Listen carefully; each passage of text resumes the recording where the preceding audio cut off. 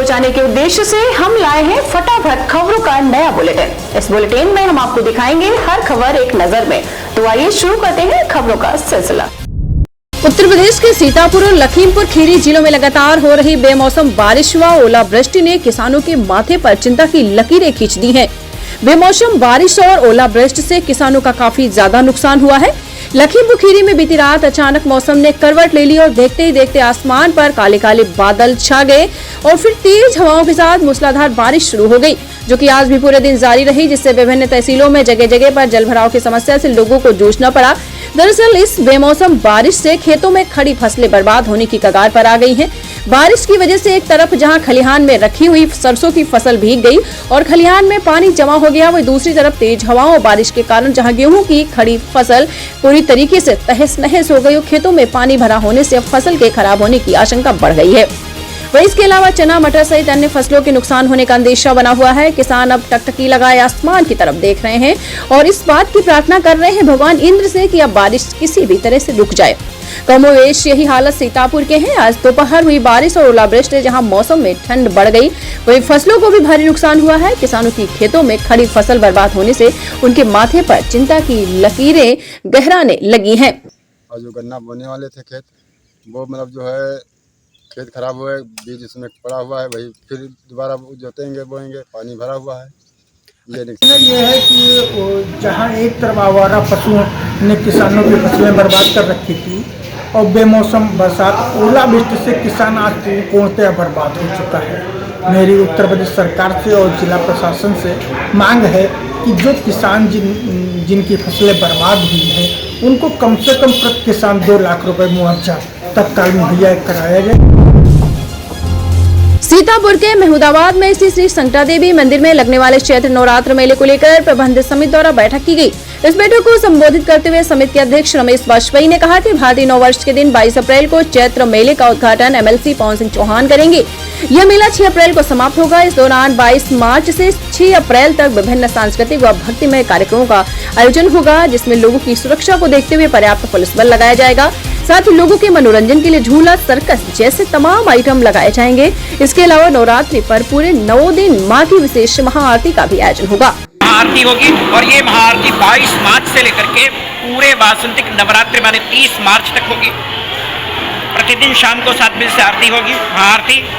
और महाआरती के पश्चात उत्तर प्रदेश विधान परिषद के सम्माननीय सदस्य श्रीमान पवन सिंह चौहान जी द्वारा मेले का शुभारंभ किया जाएगा। 22 मार्च को ही मेले के शुभारंभ के पश्चात यहाँ से भारतीय नववर्ष को लेकर के एक छोटा सा कार्यक्रम और इसके बाद में भाव नृत्य प्रतियोगिता का सेमीफाइनल राउंड ये संपन्न होगा। इसके बाद में 23 मार्च से लेकर के और फिर 29 मार्च तक उत्तर प्रदेश सरकार की ओर से इस प्रकार के निर्देश दिए गए हैं समस्त जिलाधिकारियों को कि जो भी शक्ति केंद्र हैं, जो भी देवी मंदिर हैं, वहाँ पर शासन की ओर से कुछ सांस्कृतिक कार्यक्रम ये करवाए जाएं। सीतापुर के बिस्वा विकासखंड की ग्राम सभा गोवर्धनपुर के मुंडेरी गांव निवासी मयंक मिश्रा साधन सहकारी समिति लिमिटेड हथिया गाजीपुर के निर्विरोध सभापति चुने गए हैं। मयंक का कहना है कि अपने पिता छन्नूलाल मिश्रा से प्रेरित होकर वह समाज सेवा में बढ़ चढ़ हिस्सा लेते हैं। मयंक के निर्विरोध सभापति निर्वाचित होने पर सांसद राजेश वर्मा, बिस्वा विधायक निर्मल वर्मा, भाजपा जिलाध्यक्ष अचिन मेहरोत्रा, भाजपा जिला उपाध्यक्ष सुधाकर शुक्ला, भारत तिब्बत सहयोग मंच जिलाध्यक्ष एडवोकेट प्रभात अग्निहोत्री, युवा भाजपा नेता आयुष शुक्ला ने माला पहनाकर शुभकामनाएं दी। कल 22 मार्च से शुरू हो रहे चैत्र नवरात्र को लेकर जनपद के प्रसिद्ध देवी मंदिरों पर तैयारियां तेज हो गई हैं। प्रशासन ने भी इसको लेकर रणनीति तैयार कर ली है। जनपद के नैमिषारण्य स्थित ललिता देवी मंदिर और महमूदाबाद स्थित संकटा देवी मंदिर में नवरात्र को लेकर खास तैयारियां की गई हैं।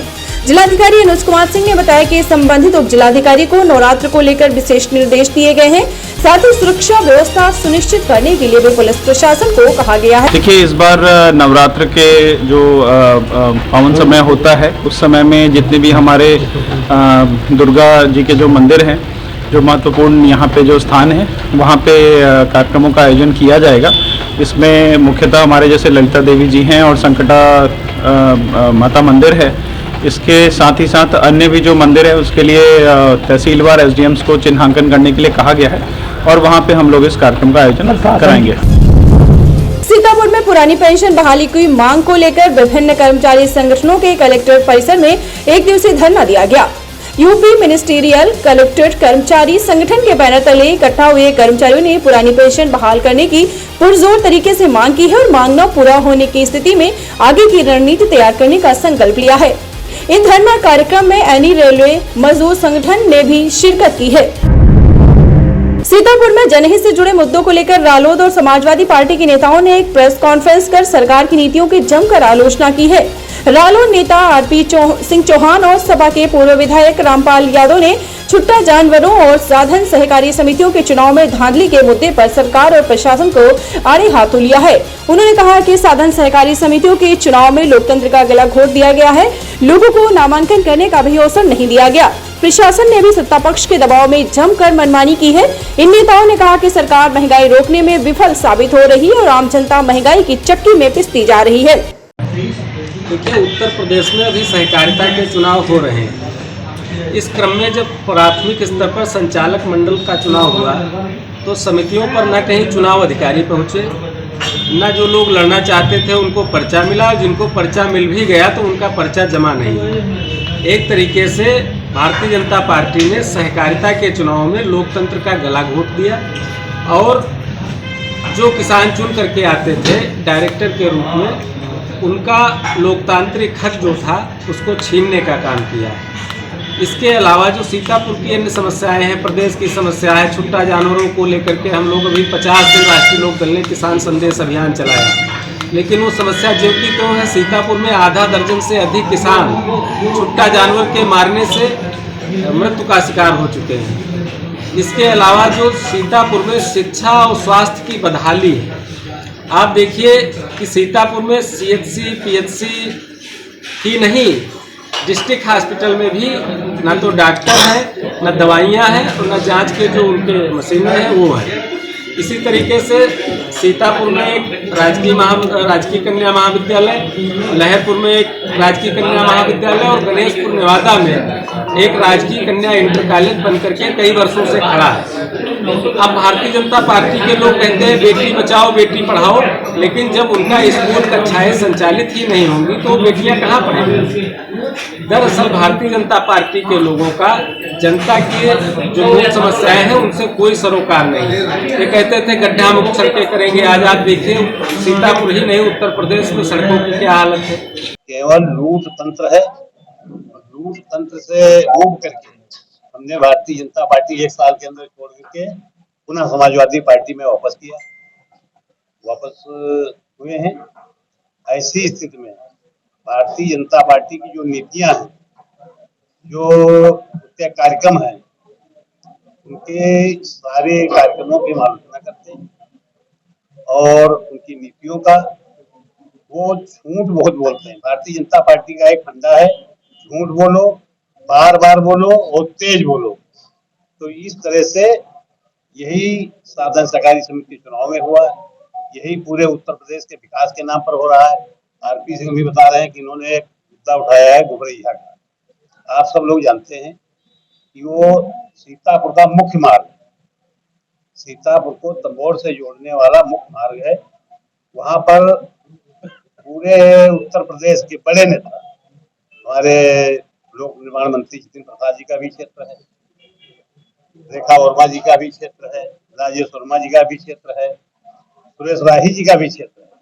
लेकिन गोबरैया पुल की वजह से अब आवागमन पूरी तरह से, थोड़ा सा बरसात हुई है, आवागमन और तंबोर में सबसे बड़ा उद्योग क्षेत्र भी है। लेकिन वहां पर स्वास्थ्य व्यवस्था का इतना हाल खराब है कि वहां का अस्पताल केवल रिफर सेंटर बन गया, स्वास्थ्य केंद्र नहीं रिफर सेंटर है।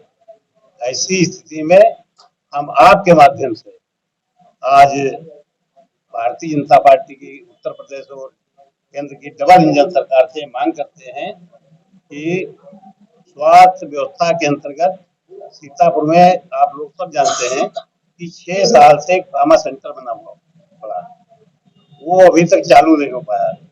हम चाहते हैं कि ट्रामा सेंटर चालू कराया जाए।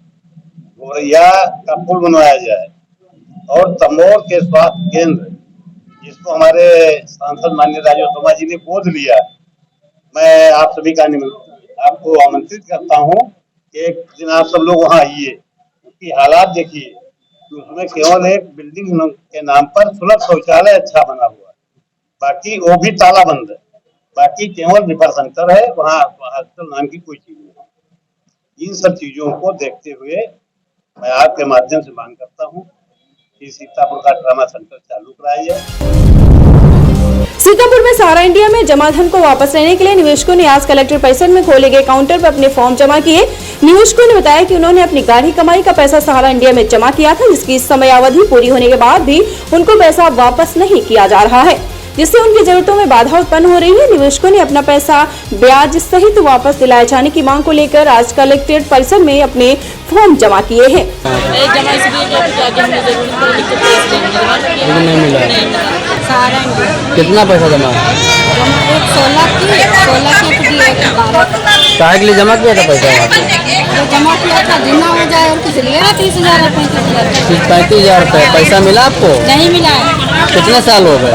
5-6 साल टाइम भी पूरा हो चुका है, पैसा नहीं मिल रहा? नहीं मिला है, नहीं देने को कह रहे हैं। क्या कह रहे हैं? कह रहे हैं कि नहीं मिला है, अब हम कहाँ करें, हमारी थोड़ी ना जिम्मेदार है। 45,000 काहे में? सहारा परिवार। पैसा मिला? अभी कहाँ मिला? जमा कर पैसा काहे के लिए जमा किए थे? जमा किया था कि आगे चल के कोई रोजगार कर लेंगे। रोजगार हो गया? कुछ नहीं हुआ। नहीं मिला? नहीं मिला, तो आज नहीं मिला। आज आए हैं जमा करने? जी, उसका फॉर्म जमा करने आए? फॉर्म जमा करने आए। तो कोई 80 दिन में देने का वादा किया, इसमें फॉर्म में जो लिखा है। अच्छा जी, इसी देखते हैं, ये भी जमा करते हैं। कितना पैसा जमा? 80,000 है काहे में? सहारा में। सहारा में 80,000 रुपये जमा कर दिया, मिला पैसा? नहीं मिला। कितने साल हो? मतलब 6 साल हो गया रहा, FD कराए दिए रहा, फिर अभी निकला रहा, पैसा हो गया 2 साल हो गया, लेकिन मिला नहीं। मिला नहीं। क्या है में? इन्फो केयर में जमा किया था। इन्फो केयर में कितना पैसा जमा किया? 52,500। पैसा कितने साल जमा किया? 3.5 साल। 3.5 साल में पैसा ऐसा मिला? अभी नहीं मिला। काहे के लिए जमा किया? वही जमा हुआ था।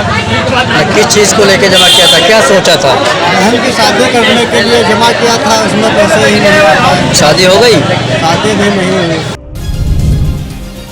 प्रयागराज के पुलिस कमिश्नर रमित शर्मा ने घूमनगंज, पुरामुफ्ती और खुलदाबाद थाने की फोर्स के साथ अतीक के दफ्तर पर छापेमारी की, जिसमें करोड़ों की नकदी के साथ कई असलहे बरामद हुए हैं।